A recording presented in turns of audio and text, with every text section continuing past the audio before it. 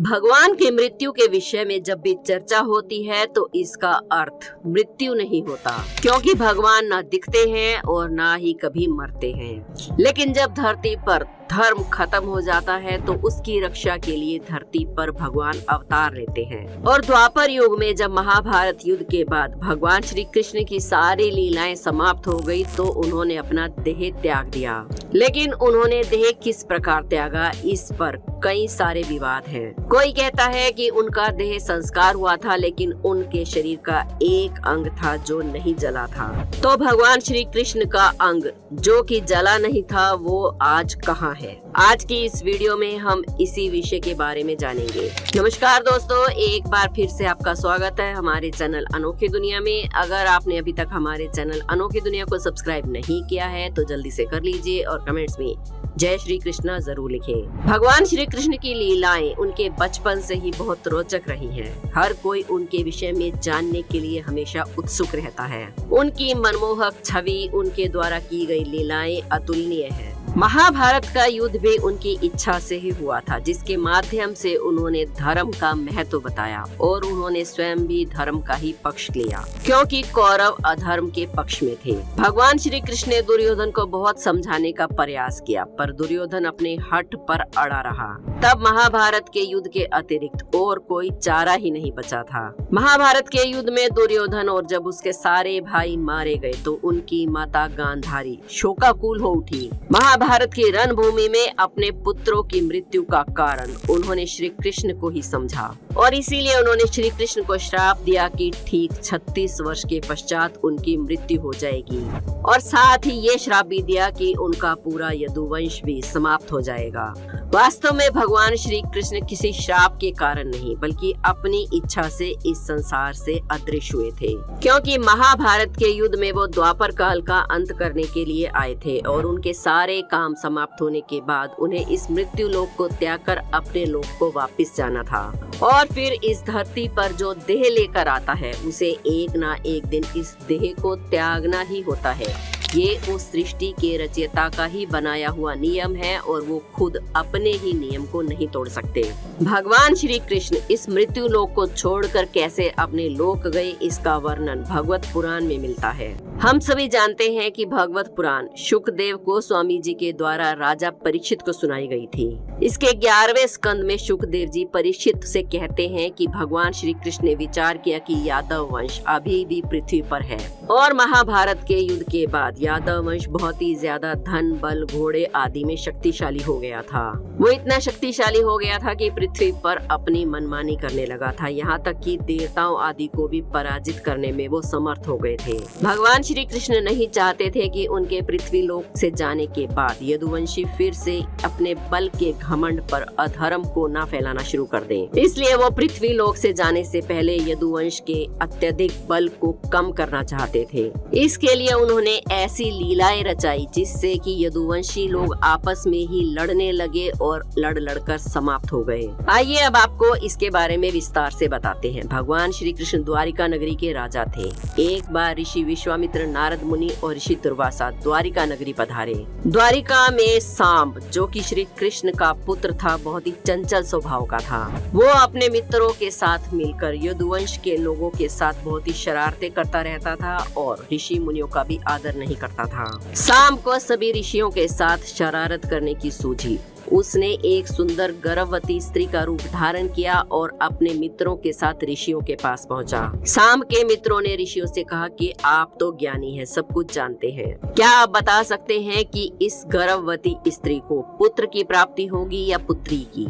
ऋषियों ने अपने ज्ञान से जान लिया कि ये कोई गर्भवती स्त्री नहीं है और ये लोग गर्भवती महिला बताकर ऋषियों का अपमान करने आए हैं। ऋषियों का मजाक करने का दुस्साहस करने के कारण क्रोध में आकर ऋषियों ने उन्हें श्राप दिया। ऋषियों ने सांब को श्राप दिया कि वो एक ऐसे मुसल को जन्म देगा जिससे उसके कुल का नाश होगा। असल में वो श्राप भगवान की ही लीला थी, क्योंकि प्रभु जाने से पहले सभी यदुवंशियों का नाश करना चाहते थे। ऋषियों के श्राप को सुनकर सभी बालक घबरा गए और उन्होंने सांब का जो गर्भवती स्त्री के रूप में पेट बनाया था, उसे फाड़कर जब देखा तो उसमें वास्तव में एक मूसल था। यह देखकर सभी पछताने लगे। उन्होंने पूरी घटना के विषय में उग्रसेन को बताया। उग्रसेन मथुरा के राजा और कंस के पिता थे। उग्रसेन ने आदेश दिया कि इस मूसल का चूर्ण बनाकर समुद्र में फेंक दिया जाए। उसके आदेश के अनुसार ऐसा ही किया गया। वो चूर्ण पानी के साथ बहकर किनारे पर आ गया और जो लोहे के छोटे छोटे टुकड़े बचे उसे एक मछली ने निगल लिया। किनारे पर जो चूर्ण आया था उसमें कुछ समय के बाद घास उगने लगी। एक बार समुद्र में कुछ मछुआरे मछलियां पकड़ने पहुंचे और उस मछली को भी पकड़ा जिसने लोहे के टुकड़े को निगल लिया था। उस मछली के पेट से निकले लोहे के टुकड़े को एक बहेलिये ने अपने बाण की नोक पर लगा लिया। यदुवंशी अपने बल के घमंड में इतने ज्यादा चूर हो चुके थे कि आपस में ही लड़ते रहते थे। उन्होंने मदिरा पान करना भी शुरू कर दिया था और उनकी बुद्धि भी भ्रष्ट हो चुकी थी। अपने बल के घमंड में और मदिरा पान की वजह से उनकी बुद्धि इतनी ज्यादा भ्रष्ट हो चुकी थी और उनकी लड़ाई इतना भयंकर रूप ले चुकी थी कि यदुवंशी एक दूसरे को मार मार कर ही समाप्त होने लगे थे। ऋषियों के श्राप के कारण मूसल से जो समुद्र के किनारे घास उगी थी, वो एक लोहे के मूसल से उगे होने के कारण इतनी ज्यादा तेज थी कि यदुवंशी आपस में उसी घास से लड़ने लगे और एक दूसरे को काटने लगे। इतना ज्यादा रक्तपात और उत्पात देखकर भगवान श्री कृष्ण ने अर्जुन से कहा कि सभी स्त्रियों और बच्चों को सुरक्षित अपने साथ हस्तिनापुर ले जाएं। अर्जुन श्री कृष्ण के आदेश पर स्त्रियों और बच्चों को हस्तिनापुर ले गए और यदुवंशी आपस में ही लड़ लड़कर समाप्त हो गए। इस घटना के बाद बलराम जी नदी के तट पर जाकर चिंतन में लीन हो गए और उन्होंने पानी में ही अपने भौतिक शरीर को त्याग दिया। अब भगवान श्री कृष्ण का धरती पर आने के सब प्रयोजन समाप्त हो चुके थे। उनकी सारी लीलाएं हो चुकी थी, इसलिए उन्हें भी अपना शरीर त्याग कर अपने लोक को वापिस जाना था। लेकिन उन्हें अभी गांधारी के श्राप को भी पूरा करना था। गांधारी ने यदुवंश के समाप्ति के साथ उनकी मृत्यु का भी श्राप दिया था। इसलिए भगवान श्री कृष्ण एक पीपल के पेड़ के नीचे जाकर लेट गए। सभी दिशाओं में अंधेरा छा चुका था, लेकिन भगवान श्री कृष्ण के चरणों से एक मणि की तरह प्रकाश निकल रहा था। तभी वहाँ एक बहेलिया आया और उसने उसे हिरण की आंख समझकर उस पर निशाना लगा दिया।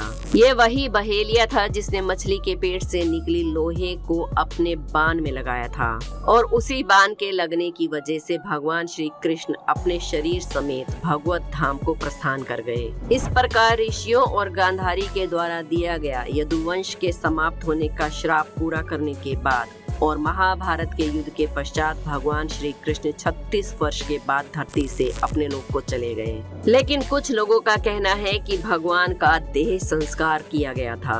मान्यताओं के अनुसार जब पांडवों ने भगवान श्री कृष्ण का अंतिम संस्कार किया तो उनकी पूरी देह नहीं जल पाई थी, उनका दिल नष्ट नहीं हुआ और अंत तक जलता रहा और फिर उनके उस दिल को जल में प्रवाहित कर दिया गया। भगवान श्री कृष्ण का ये दिल राजा इंद्रमय को जल से प्राप्त हुआ। राजा इंद्रमय भगवान जगन्नाथ के भक्त थे और उन्होंने इस दिल को भगवान जगन्नाथ की लकड़ी की प्रतिमा के अंदर स्थापित कर दिया और ये भगवान श्री कृष्ण का हृदय आज भी उस प्रतिमा में मौजूद है। यहाँ पर भगवान श्री कृष्ण अपने भाई बलराम और अपनी बहन सुभद्रा के साथ विराजमान है। क्योंकि ये मूर्तियाँ लकड़ी की बनी हुई है, इस वजह से इन्हें हर 12 साल के बाद बदला जाता है, लेकिन ये दिल उसी तरह इस मूर्ति के अंदर वापस रख दिया जाता है। लेकिन कहा जाता है कि जो पुजारी इस मूर्ति को खोलकर उसके अंदर दिल रखता है, उसकी आंखों और हाथों पर पट्टी बांध दी जाती है ताकि वो इस दिल को छू ना पाए। उड़ीसा के पुरी में स्थित ये मंदिर भी चमत्कारों से भरा हुआ है।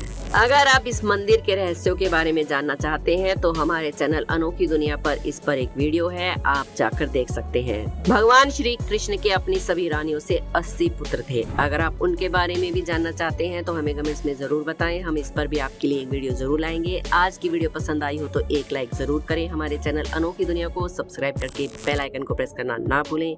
कमेंट्स में जय श्री कृष्णा जरूर लिखें। कल फिर मिलेंगे एक और वीडियो में। जय श्री कृष्णा।